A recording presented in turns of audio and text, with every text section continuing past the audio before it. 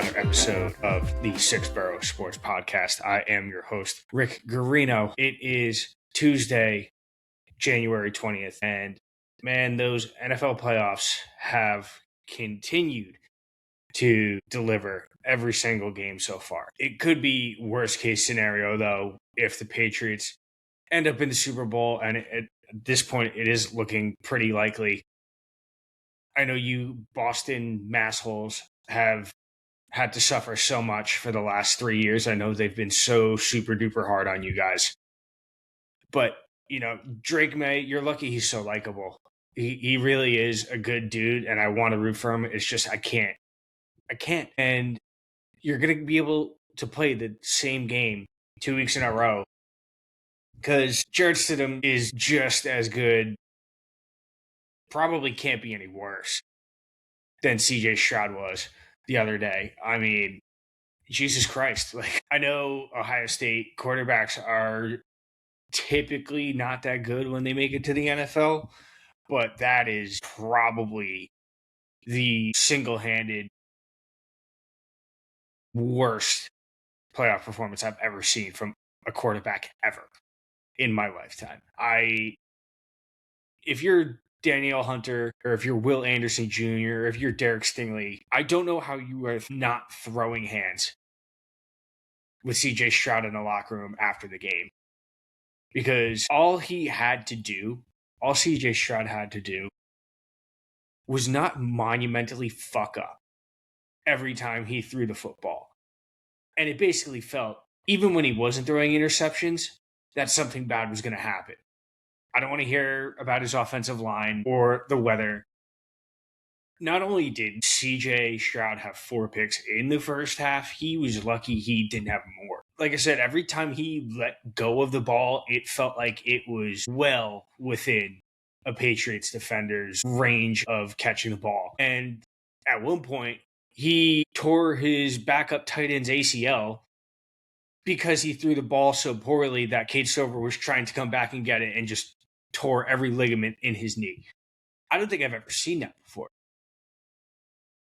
And now the Pats get to go and play the second best defense in the league in Denver with a quarterback that's probably just as bad, if not worse, than CJ Stroud. And the only thing that Jared Stidham really has going for him is he has a much better offensive line compared to the Texans. So the Broncos should be able to at least run the ball better than the Texans did and give him a cleaner pocket to work with. But Bo Nix breaking his ankle on the second to last play of the game. The game was completely within the Broncos' grasp at that point. All they had to do was kick a field goal. And it wasn't a sure thing. Will Lutz isn't exactly the best field goal kicker in the world. But there's no other free agent QBs coming to sign last minute with the Broncos. There's no Phillip Rivers. Cam Newton, I saw you throwing your hat into the ring the other day. You're not getting a shot. Let's be real. We've already seen how you act when the Broncos are on the field and you're in the playoffs. We don't try and act like you're actually an option. The Broncos will have the defensive advantage, but the Patriots defense did come out and show that they were ready to play and that they can hang with the big boys of the league. And, the Broncos do have a true home field advantage. If you're not used to playing in that altitude all the time, it can really have a negative effect on you. So we're just going to have to hope that the Broncos running game is coming to play and are able to dominate the Patriots offensive line, because Houston Texans had every opportunity to win that game. They just couldn't stop CJ Stroud from making extremely poor decisions with the football. They couldn't pick up a clear fumble recovery that was on the 5-yard line, started at the 10, ended up on the 5, and they couldn't pick it up. That would have changed the game completely. And speaking of the Broncos game, the Bills should be ashamed of themselves. And I know that you weren't the best defensive team all year, and I know Josh Allen didn't exactly have the greatest game he's ever had, of his playoff career. But 33 points to Bo Nix. And I know 6 of those points were basically spotted by Josh Allen from his dumb turnover at the end of the half. And that was ultimately the difference in the game. But Bills, this wasn't Lamar Jackson. This wasn't Patrick Mahomes. This wasn't Joe Burrow. It was Bo freaking Nix and his ragtag group of wide receivers and Cortland Sutton, who had like 4 catches the entire game. He didn't even really do much. Sean McDermott, see you, buddy. That firing was well overdue. Probably since you guys lost to the Chiefs in the AFC Championship game with 13 seconds left. How can you, as a defensive head coach, look at yourself in the mirror and let the Denver Broncos, who are led by Bo Nix, who isn't a bad quarterback, but he is certainly the weakest quarterback, if healthy, left in the field, CJ Stroud withstanding, put 33 on your head. I mean, that's embarrassing.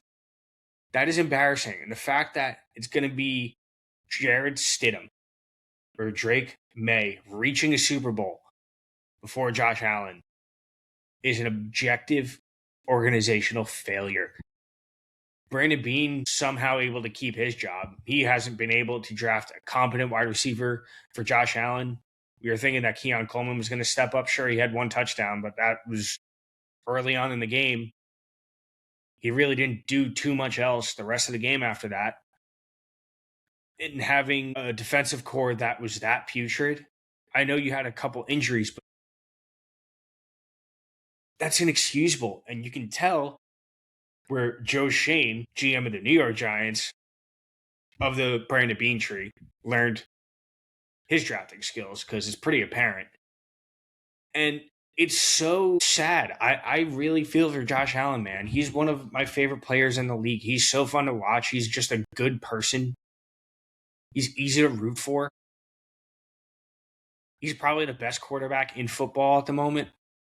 I'd say that confidently because he's able to do what he is with that roster. It's just him and James Cook and a pretty good offensive line and the bottom of the barrel wide receiver core. But you haven't replaced Stephon Diggs since he left. And he is having a chance to go to another Super Bowl. The Bills, I hope they get some serious philosophy changes coming in with whoever they hire. The coaching pool isn't exactly great at the moment with Harbaugh gone to the Giants, which we'll get into in a little bit. And it seems like Robert Saleh is signing a deal with the Titans as of today. Coaching pool is getting drained. And the Bills probably need a bit of an overhaul in terms of what their drafting strategy is going to be. They're going to need another wide receiver, and they're going to need basically all the help they can get on defense, especially in the secondary, because what they had back there was not it. And I really hope this philosophy change will eventually lead to the Bills making it back to the Super Bowl and Josh Allen being able to win and get an MVP that he should have to get his career to cement himself in Canton at the end of the day. And speaking of guys that are going to eventually win Super Bowls, I don't care that the Bears lost Sunday night. Caleb Williams is that dude. The last play of the half to send the Bears into overtime was just about the most ridiculous throw I've ever seen in a football game. He started at the 15, and while throwing backwards after running to the 40, he ran backwards 25 yards. While throwing backwards, threw it 50 yards off his back foot with like 3 Rams defenders right in his face. They were milliseconds away from sacking him. That was legitimately one of the best throws I've ever seen in a playoff atmosphere, even a football game in general. And I've seen Eli make a lot of ridiculous throws in some playoff settings that receivers had no business catching, or even him getting throws off. And the only reason they even lost the game is because Number one, DJ Moore just decided to run the laziest route he's ever run in his life and allow that pick to happen. Bears were going to be in field goal position if that possession was allowed to continue. And Ben Johnson doing his best Dan Campbell impression, where he left 9 points on the board because he just went for it on every fourth down within field goal range. And I'm not saying that Cairo Santos would have made all those field goals, but he's a competent enough NFL kicker to where he gives you plenty of chance to hit all three, especially on a night where the conditions at Soldier Field were less than ideal. It was frigid. It was less than 10 degrees out there. It was gusty as hell. Snow was coming down, but Cairo Santos has proven his worth in the NFL before. He's made plenty of clutch kicks, especially for the Bears this season. And I know the Bears have a playoff history with kickers and bad things happening, but it just didn't seem like one of those nights, especially with that throw from Caleb. You just assumed from at that point on the Bears were going to win that game. And they were going to give the Seahawks a hell of a fight in the NFC Championship. They might not have won, but they were going to damn well try their hardest. And you knew it was going to come down to the fourth quarter. And congrats to the Rams. That was not McVay's best coaching performance. Maybe the cold had something to do with it, but they were lucky to get out of Chicago alive. The Bears defense has been, for lack of a better word, garbage all year long, and they just about played their best game of the season. And ironically, it was the Bears offense that let them down. The Bears defenders have nothing to be ashamed of. They played their absolute hearts out, and that was a fun game. That really was a fun game to watch. But since we've covered basically all the NFL games to this point from last week, let's get into a segment that we haven't done in a while with Rick's picks. Right now, we're seeing that the Seahawks are the outright favorites to win the Super Bowl at plus 145. I got that off of DraftKings this morning, followed by the Rams at plus 225 and the Patriots coming in third at plus 255. And then the Broncos are a distant second at plus 1100, which is, to be fair, they were going to be dead last anyway with Bo Nix as their quarterback. He's clearly the worst of the three left. But I didn't think they were going to be plus 1100 coming into this game, and it took a broken ankle from him to get to that point. So my picks for next week are the Rams plus 2.5 and the Patriots Broncos under a 41.5. The Rams, especially with the way they played in Seattle a few weeks ago, I might take them to win outright. I might put them on the money line. And if it's not for a borderline backwards pass on a 2-point conversion that Zach Charbonnet, who I hope he has a speedy recovery, we found out he tore his ACL last game, just happened to pick up that ball off the 2-point conversion in the end zone when everyone thought it was a dead ball, the Seahawks would have lost that game. That being said, I am very much rooting for Sam Darnold and the Seahawks. Number one, because it would be such an incredible story on going top 3 in the draft, thinking he was going to be a backup for the rest of his career after the Jets ruined him, to a couple of pit stops in San Francisco and Carolina to really reset and retool his bag. And then last year, having his success he did with Minnesota, but ultimately flaming out in the fashion that he did. Everyone thought that he's never going to be able to win a big game. And then they won that Rams game. And it seemed like the narrative has completely changed. And the Seahawks have dominated every single game from that point forward. They went belt to ass. 49ers, that's why we barely covered it. There wasn't much to talk about. The 49ers were just too injured, and the Seahawks are too damn good. But how can you not root for the comeback story of Sam Darnold? He thought he was going to be a journeyman backup when he signed with Carolina. If you're a Jets fan, how can you not be rooting for Sam Darnold right now? I don't know a single Jets fan that has anything bad to say about him. And if you are saying something bad about him, you're not really a Jets fan, because you know the Jets did him wrong in developing him. Back in 2018, when he was a rookie, I briefly had the opportunity to meet him and his dad, and they were just the nicest people ever. He didn't have to take the time to shake my hand and say hello to me, but he did anyway. And you can tell how much of a hard worker he is and how humble he is as an athlete. Like, he could have been the biggest dick to me, and he couldn't have been nicer. And to be able to see him rebound from the horrors of MetLife Stadium and everything bad that happened there to him, the Seeing Ghosts story, and to see him become a Super Bowl champion, that would be so freaking cool. That would make any NFL fan happy, not just the Jets fan or not just myself. Like, not to mention, he also is right now, he's currently the odds-on favorite to be the Super Bowl MVP. I think that's something to keep in mind with that. I think Rams plus 2.5 is the play. It might be a trap line. It seems like Vegas is trying to lure people in. But give me that cheese, baby. I am absolutely willing to take that trap.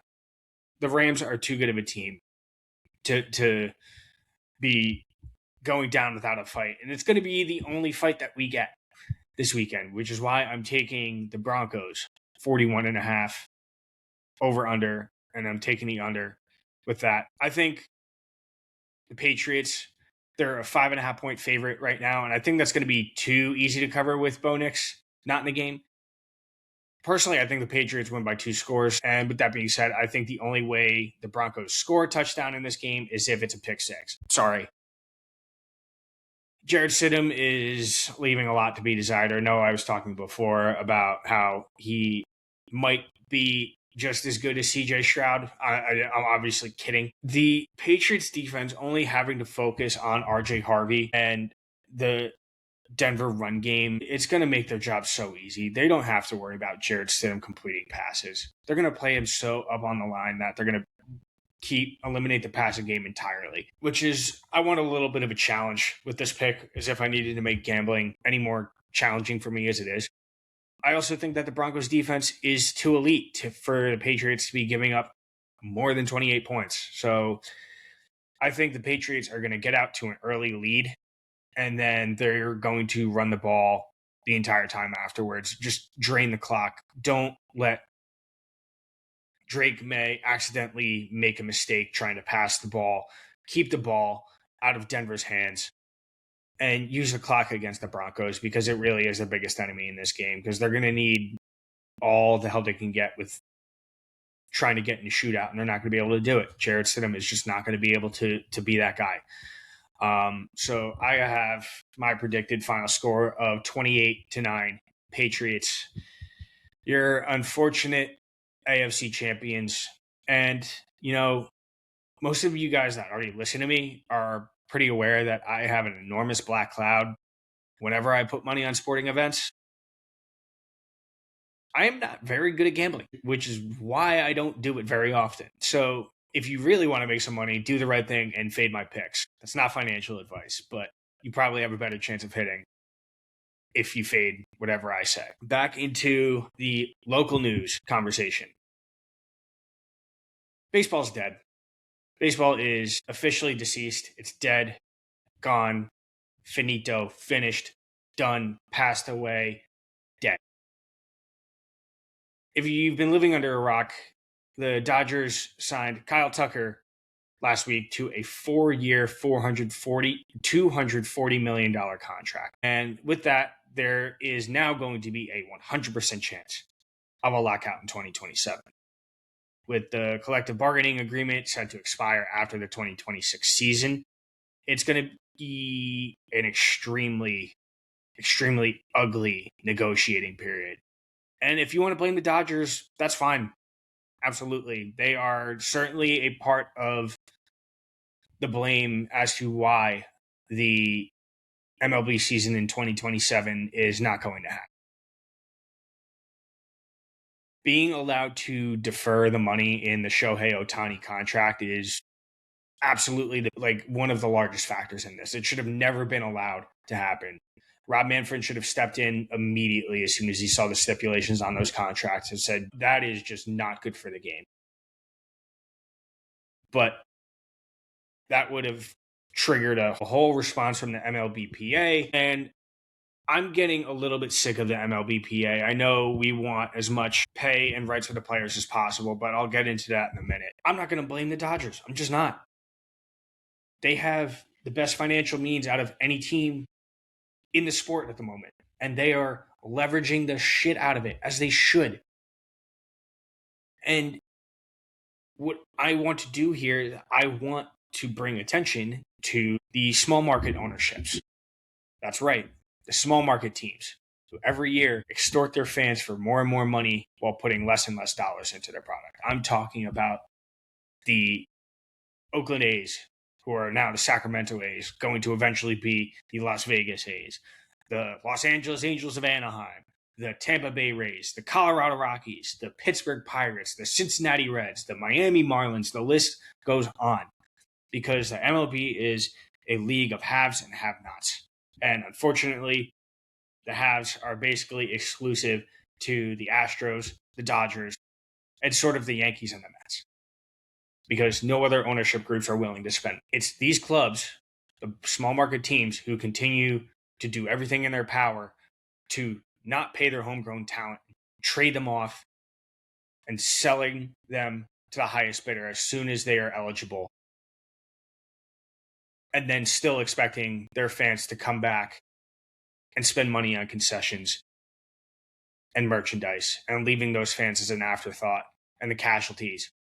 You know how passionate a fan base like the Pittsburgh Pirates and the Cincinnati Reds are? They were begging for playoffs last year when they were sniffing it. Paul Skeens is a stud. Ellie De La Cruz is a stud. And they don't surround those guys with talent to compete for the playoffs. And they should be doing everything in their power to do that.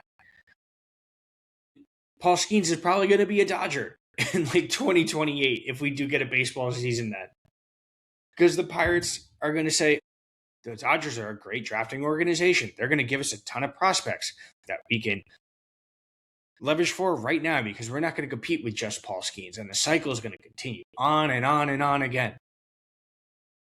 And the other part of this is what I was sort of getting into earlier. It's the owners like Hal Steinbrenner. It's the owners like Steve Cohen, where they're able to afford these types of contracts, but they just choose not to.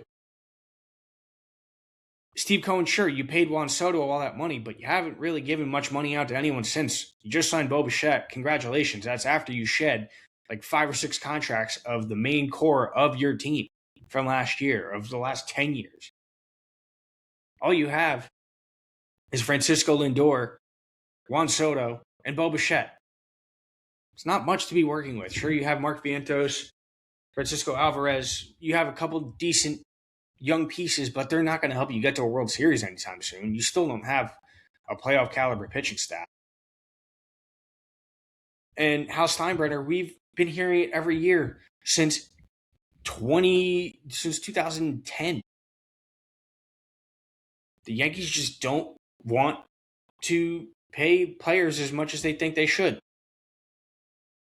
And right now, they're about to go and let Cody Bellinger walk, when they already know the team that they have is not good enough to compete even with Cody Bellinger on it. I'm not saying Cody Bellinger should be getting all the money he's asking for, because he's a good player, but he shouldn't be getting what Boras is demanding. Scott Boras plays a part in this too. He's a greedy fucking prick. But at this point, the only way that this sport is going to move forward is if the MLB finally gets on board with the rest of American and North American sports and implementing a hard salary cap and a hard salary floor, so that these small market teams who have payrolls that are less than some singular players' contracts on the Dodgers.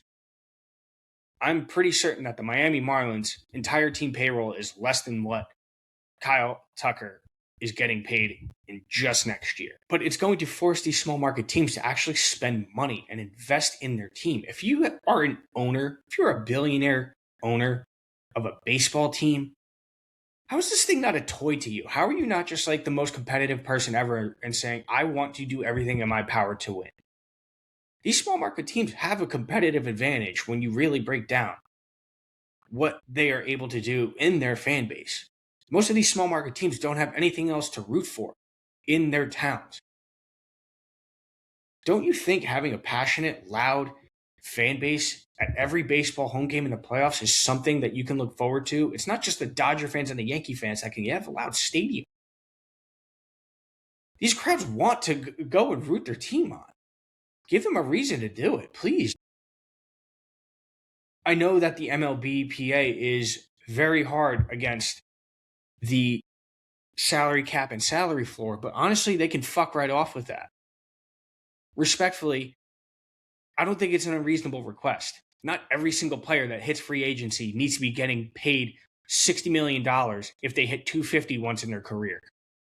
They hit 30 home runs once in their career. Also, I think the MLBPA can get on board with this. Player service time rules should be altered, and they should be able to allow players to hit free agency earlier in their careers.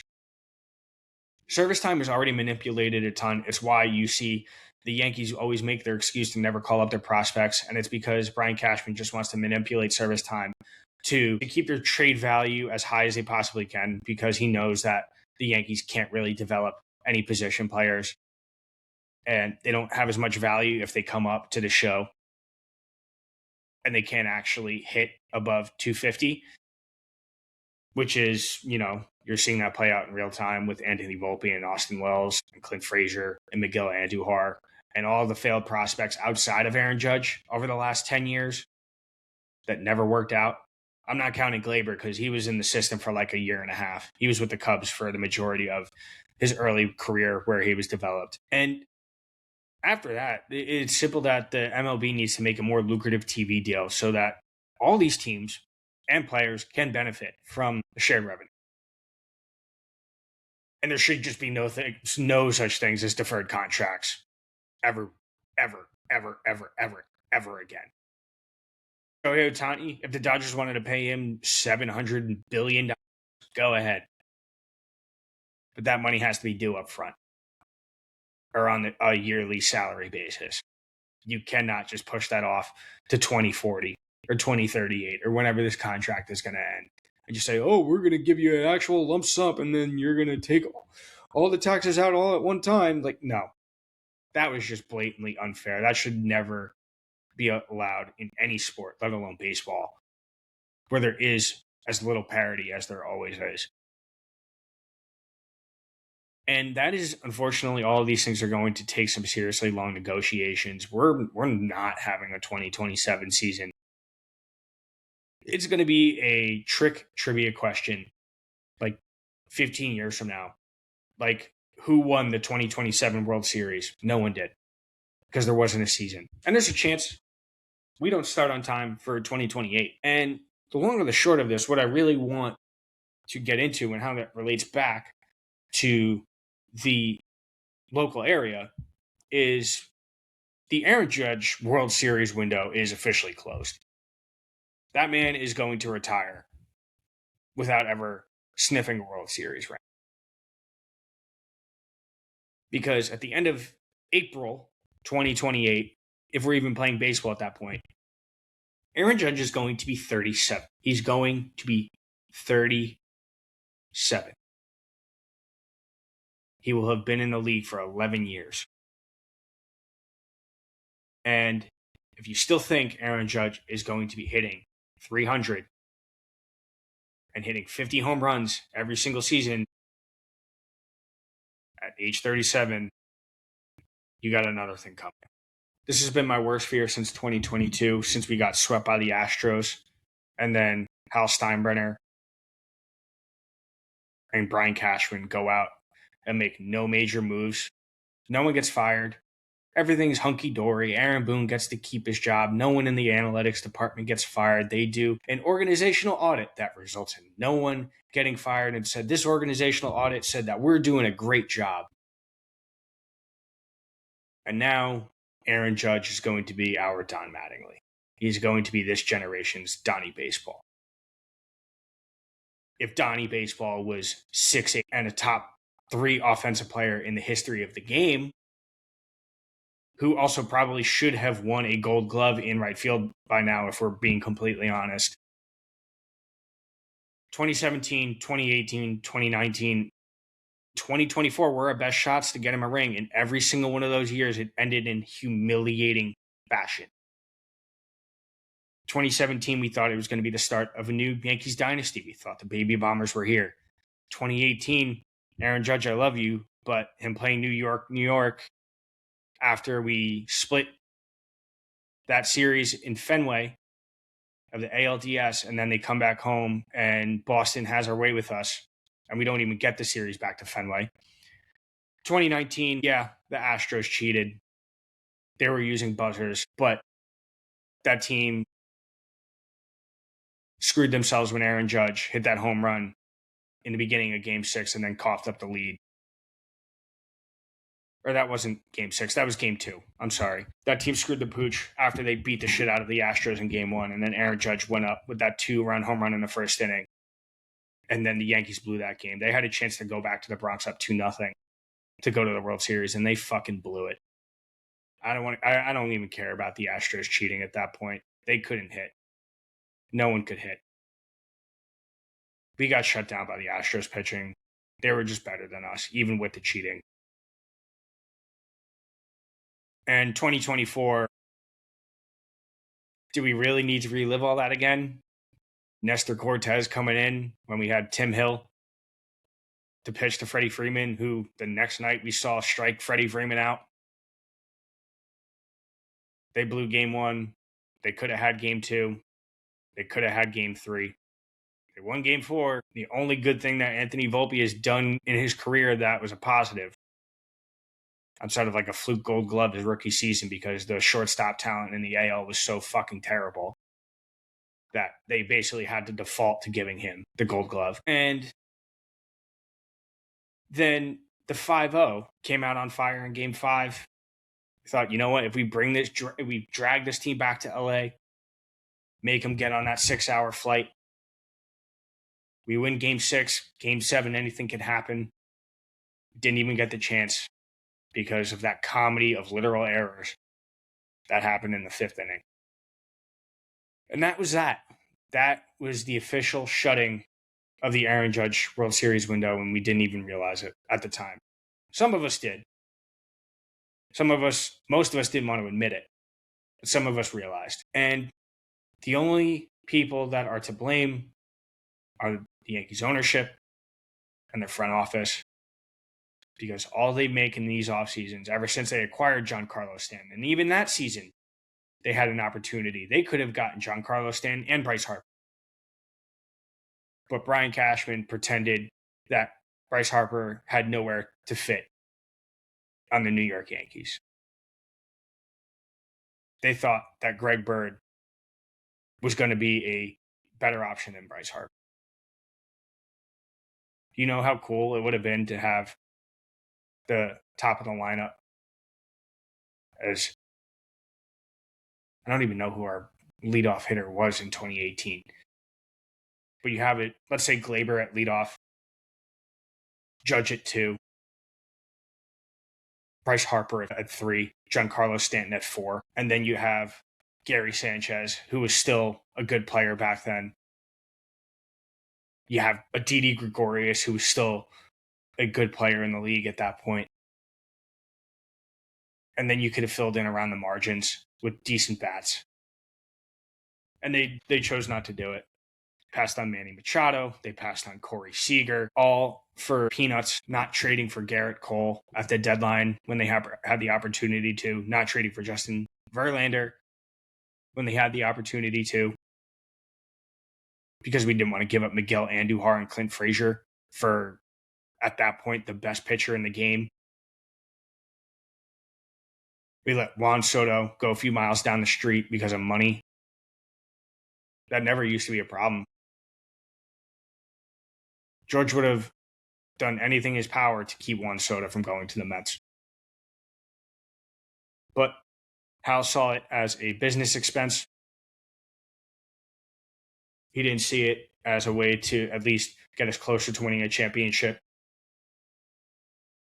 We always heard how many multiple trade deadlines where we saw little to no additions because the front office was happy with the group they had, and they were treating injured players coming back from injury in August like they were a deadline acquisition. How many lines did we hear that from Brian Cashman? Aaron Judge is not going to end his career with a World Series ring, and it cannot be understated.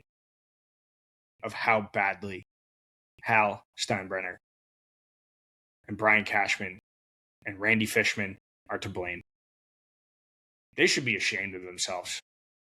They were gifted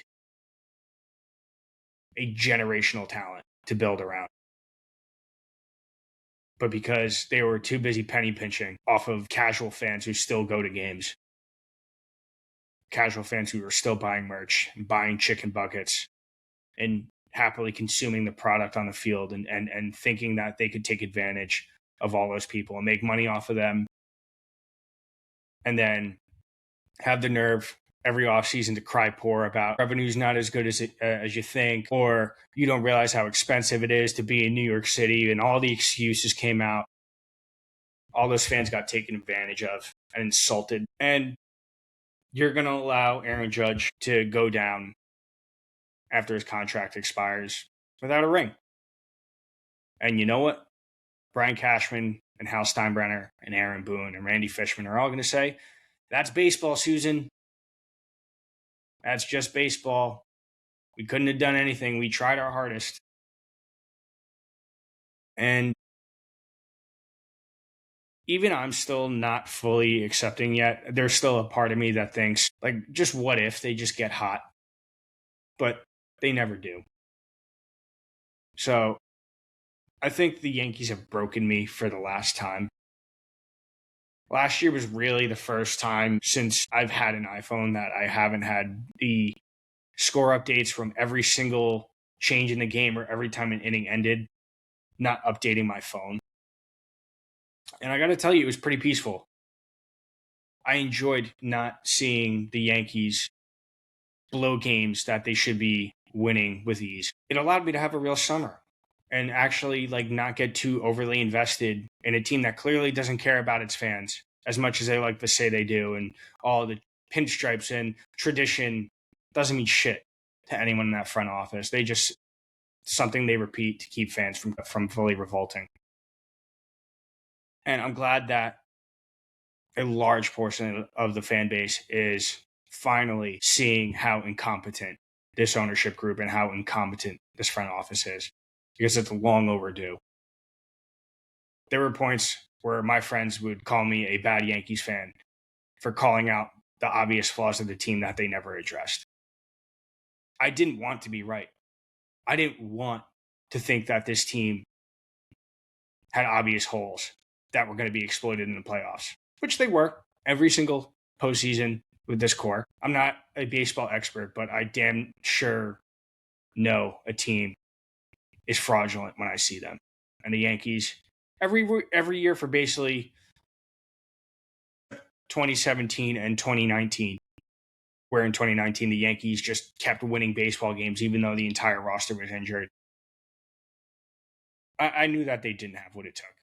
And I knew they didn't do enough at the deadlines to really put themselves over the edge. They were way too cautious about their prospects that basically all amounted to shit. Clint Frazier, Miguel Andujar, Gary Sanchez, where are they now? Miguel Andujar is like a platoon bat for the Cincinnati Reds. Gary Sanchez, I think he played for the Orioles this year. Maybe. Clint Frazier, he has a podcast now. I would love to have him on because he clearly saw a lot of the things that had been said about the Yankees for a long time, that they don't develop their prospects well. They're over analytical idiots that think they know better than actual baseball people, and they screwed it. It's as simple as that. I've been repeating myself for a little bit now. It looks like the Yankees aren't even going to have a real shortstop again this season, because congrats to the Mets on the Bo Bichette sweepstakes. I guess that is some sort of consolation prize after losing out on Kyle Tucker. It's reported that he's going to be playing third base for them, which I honestly find a bit strange. I felt like Marcus Semien could have been the better option there. And because Bo Bichette wasn't a great defensive shortstop, but he was a great offensive shortstop. So you could at least live with the offensive production. But I felt like Marcus Semien is probably going to be the better glove at third base, and Bo Bichette can manage to play a decent second. And that's really it for any worthy baseball news. All we have left is the Detroit Tigers eventually going to trade Tariq Skubal to the Dodgers, and that'll be fucking hilarious when that happens. At that point, don't even have the 2026 season because it's just a formality that the Dodgers are going to win at that point. It already is, but they don't need any more help. So hopefully that doesn't actually happen. So let's talk about something happy. The only happy thing going on is the Giants' new head coach, John Harbaugh, officially signed his deal. And it's 5 years, $100 million. So welcome, John. We are very happy to have you. Now, I know there was some light panic in the streets after we had woken up on Thursday and saw that John had officially not signed. And there were still negotiations taking place. But I, for one, was never actually worried. I know that the Giants fandom has seen that type of movie before. Like, we're just used to getting our hearts broken in an embarrassing fashion. And we're going to think, oh, how are we going to fuck it up this time? But it really worked out. For once in his life, Mr. Mara put his nuts on the table and got the job done. And John Harbaugh rightfully used his leverage to make some much needed organizational changes, especially into the front office, where he is now going to be calling the shots football-wise. He is directly reporting to Mr. Mara. He's not directly reporting to Joe Shane like all the other coaches have in the past, or reporting to the GM, more specifically, which is a huge sigh of relief. I want John having an equal, if not more important voice on the team that he wants to construct. Joe Shane should only be worried about making sure we have enough room to pay our homegrown talent, developing that talent, and making sure we have enough draft capital for John to build his roster with. We don't need Chris Mara or Steve Tisch making football decisions by committee. If you don't like what John Harbaugh has to say, too fucking bad, get over it. He's the football mind, not you nepotistic bunch of clown shows posing as football executives. I'm talking directly to you, Chris and Steve Tisch. Let's not pretend like you're actually good at your jobs, because you're half the reason that we have been in this misery in the first place. So, already hearing reports that the Giants are going to be aggressive with the Ravens free agents, and I couldn't be more excited about that. I talked a little bit about it on the Emergency Podcast with Luke, that Tyler Linderbaum is a free agent, and he's my favorite center in the NFL right now. Sorry, JMS. Thanks for trying, but we need a real dog in at our center position, and Tyler Linderbaum is going to give us that. And back to some pretty gross news, because that's all that seems to be happening in our neck of the woods. The Giants are, ironically, the only good thing. The Knicks are spiraling the drain. They keep dropping games that they should be winning. They got blown out by an Anthony Davis-less Mavericks team in MSG yesterday. And that tells you all you need to know where they are at recently. I'm not ready to panic on those Knicks just yet, but they better improve over this next month, because it's going to result in some people getting traded out of New York rather than us adding. And not that we had much room to be adding at the deadline to begin with, because we don't have any draft picks left, from Mikal Bridges, who has been nothing but a rotational player at best since coming over. So the Knicks are going to need to look to recoup some of their draft capital, because they sorely need it, and they need to hit a light reset. They went in on the whole idea of getting the Nova Knicks back together, and it took away some of the fire that Dante DiVincenzo, the Italian stallion, gave to that team. Even Julius Randle, who, like, yeah, he was much maligned. You either loved him or you hated him, but there was another scoring option besides Jalen Brunson. Another consistent scoring option, I should say. Right now, the biggest candidate to be traded, it seems like, is Karl-Anthony Towns, and I don't even know what you can get from him at this point.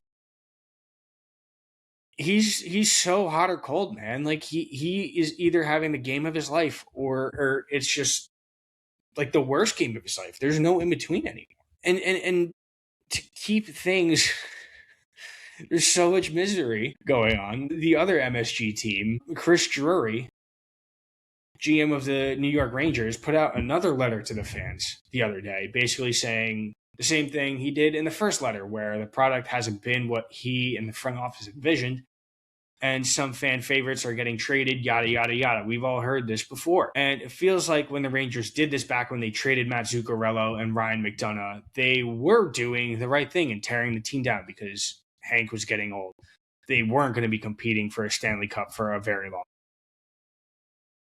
time. Until they decided to quit that rebuild halfway through when Artemi Panarin hit free agency. And Artemi has arguably been the best forward the Rangers have had since that first rebuild. And it was good until it wasn't. I still think it was entirely too early when they went to sign him. The Rangers were not a Stanley Cup ready team yet. And they really haven't hit on any of their draft picks since Igor. Braden Schneider and K'Andre Miller are NHL players, yes, but they haven't lived up to the draft hype. Brandon Othman, I feel like we've been hearing tearing up Hartford for years, it seems like, but he can't crack the actual Rangers lineup. The jury's still out on Gabe Perreault. I know he hasn't looked super great, but there's still promise for him. He's still a highly regarded first-round pick, and I think he's going to make himself into a full-time NHLer in the near future. Will Cooley might be the only NHL forward prospect that they've developed in the last 10 years. Sure, they made a couple Eastern Conference finals since that first rebuild, but they never actually did anything when they got there. They lost to Tampa in embarrassing fashion after going up 2-0. They blew that series. And then they lost to the Panthers in 6 games in 2024. Now, Panarin was just informed that they are not going to be resigning him, and he's likely going to get sold off at the trade deadline. And honestly, they probably should, because they're going to get a haul. They're going to have to eat some of that contract, but they're going to get a haul for him because he's a top-line scoring winger in this league. Just don't trade him to the fucking Hurricanes. I'm begging you, do not do that. The Hurricanes don't need any more help. Mika has been regressing every single year since he scored 50 goals.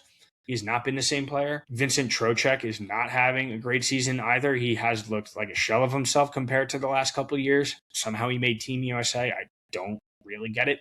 And I hope Igor is ready for another 5 years of his career to be wasted, because if history is any guide, the Rangers are going to have to commit to this rebuild, and then Drury's going to push his chips in too early, like we've seen over and over and over again by these James Dolan-owned teams. So the Rangers have some soul searching to do on if they really want to commit to this rebuild while they still have Igor under contract. Because that's the conundrum, isn't it? How do you surround Igor with enough high-end talent that they actually get over the hump? And over the next 5 years, who knows what Igor is going to look like? He could still be the best goaltender in the league in 5 years, but after that, he's going to be on the wrong side of 30. Who knows how many more years of that he has left in him? But knowing it's the Rangers, they're just going to hit on another generational goalie prospect out of nowhere. They'll be able to replace him pretty easily. So it always happens to them. And speaking on things on the better side of the Hudson, which things really aren't going all that better in Devils land, it looks like the Devils rebuild has been all for naught. In his usual fashion, Tom Fitzgerald waited until the team won a couple of games before doing his usual awakening from his regular season slumber to do a press conference with his chest all puffed out. Oh, look at how good we're doing. Real great timing there, man. You're really definitely got a pulse on this team. You can't even get national media members a call back when things are going in the toilet. But of course, we win 2 games in a row, one of those games being against Quinn Hughes. And all of a sudden, he's out here hunky-dory facing the media like things are all fine. And in that press conference, Tom Fitzgerald went on to talk about how the Devils are in the current spot because of him, and they haven't played up to what they should be playing up to, which is both true. But then he starts blabbering about all the good things he's done, which I'm still confused on because I don't know what he's referring to. I don't know what good things he's talking about.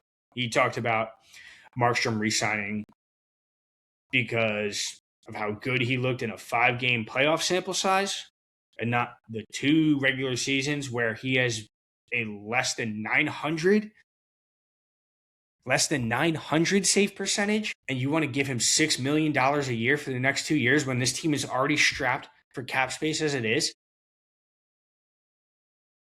He basically defended and dismissed any talks of him handing out no trade clauses or the lack of cap space being a reason we couldn't land Quinn Hughes. He was just openly saying, oh, yeah, that wasn't a reason we couldn't land him, when every other major media outlet in the National Hockey League basically confirmed that the Devils weren't able to swing a deal for Quinn because we didn't have the cap space, or we couldn't trade anyone to make the cap space work because of the no move clauses and no trade clauses. And of course, after this team won a couple games, they went right back to where they were because they played the Carolina Hurricanes. And stop me if you heard this one before, but they showed absolutely zero heart and zero fight to a Carolina Hurricane team that is straight up better than us. And I know I said earlier that I do think that the Devils would have won that playoff series last year if Jack Hughes was healthy, and I still maintain that opinion. But this year, all bets are off. This team couldn't be bothered to actually try against a team that has been their daddy since that nightmare of a Game 7 in 2009 where we were up 3-0 or 2-0 or whatever it was with like 5 minutes to go and lost at home to those Carolina Hurricanes. And again, stop me if you've heard this one before, but Jacob Markstrom and Luke Hughes being on the wrong page and it leading to another goal against, color me shocked there. And I'm sure we won't hear again from Tom Fitzgerald until after the trade deadline, where he's ripped away all of our draft capital and all of our first round picks for a 36-year-old Steven Stamkos and a 39-year-old Braden Shen, and talk something about how these guys are going to bring some veteran presence and reinvigorate their careers. And we all know that we can't sell at the deadline because we don't have any contracts that are worth a damn, any players that are worth a damn, that don't have no movement clauses. And this team is truly taking on the personality of their GM. They're soft. They're a bunch of cowards. They don't hate to lose. They are perfectly okay with mediocrity because they aren't fearful of being reprimanded or being traded or having their ice time reduced if they make the same mistakes over and over and over again. Luke Hughes. The only ones who seem to have to take accountability for their actions is Simone Nemec, who, again, saved your bacon last night with another overtime game winner. But he seems to be able to breathe the wrong way, and he's getting benched for games at a time. Again, God forbid Luke Hughes is ever given an ounce of criticism, or we might upset Jackie Boy's feelings. Jack Hughes can't possibly hear that Luke Hughes, his brother, had a bad game, and the fans are irate about it. And now, Luke, you're going to get some much-deserved time off, and you're not going to be playing in hockey games because you tore a ligament in your shoulder, you separated your shoulder because someone tugged on your jersey too hard. I don't know what it is with you and Jack. Drink some fucking milk, man. Hit the gym. Like, are we kidding at this point? I watched that replay of your injury like 6, 7, 8 times. This tore your shoulder out of your socket. I mean, as any self-respecting professional athlete, how do you allow that to happen? You weren't even hit. It'd be one thing if what happened to Jack last year happened to you, where you slammed into the boards at full speed. If your shoulder came out there, I couldn't have blamed you. That's just a freak accident. Unfortunately, that was a freak accident with Jack too, but he doesn't exactly have the track record to be saying that all of his injuries are complete freak ones now. How is that something that happens? Like, take care of your body. Take better care of your body. Maybe I'm ignorant because I haven't played the game at a high level. But in wrestling, I separated my shoulder because someone literally hip tossed me and threw me onto a mat and literally pulled my arm out of my socket. This guy tugged on your jersey too hard. And that's what caused the injury? Are we kidding here? I don't know, man. I'm being driven to insanity with all of my teams at the moment. Seton Hall just dropped the third straight game after playing their asses off against UConn, but just not being able to make free throws and not being able to make basic layups. They should have beat UConn. And then whatever happened, I guess they had a hangover that just carried into the last two games because they got the shit kicked out of them by Butler, and then they were up 15 on St. John's and then lost by 5.